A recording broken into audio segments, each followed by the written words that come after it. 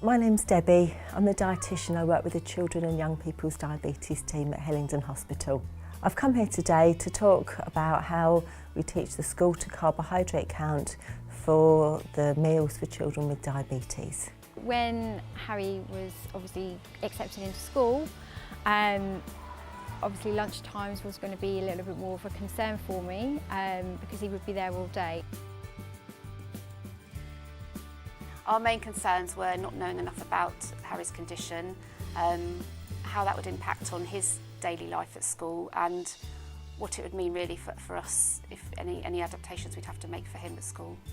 Children need to have a healthy and well-balanced diet, and this is the same for Harry with his diabetes. So Harry needs a prescribed amount of insulin with all of the food that he eats, and that's to maintain blood glucose levels within the target range.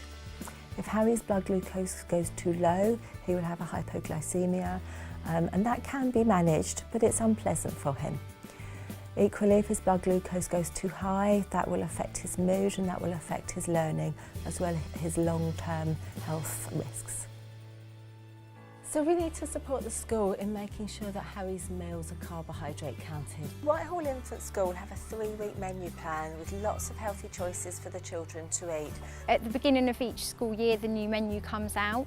So I work with Debbie, the hospital dietitian, and we'll sit down and work out what the carb counts are and what Harry's likely to have within those meals as well.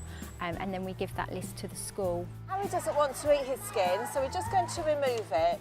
We can estimate the carbohydrate contained in that, and we've taken that value off of what we've put in his pub. There'll still be some foods that will need to be weighed occasionally. Things like the bread, because that's freshly made and freshly sliced, the sizes can vary and the school will weigh those on an individual basis.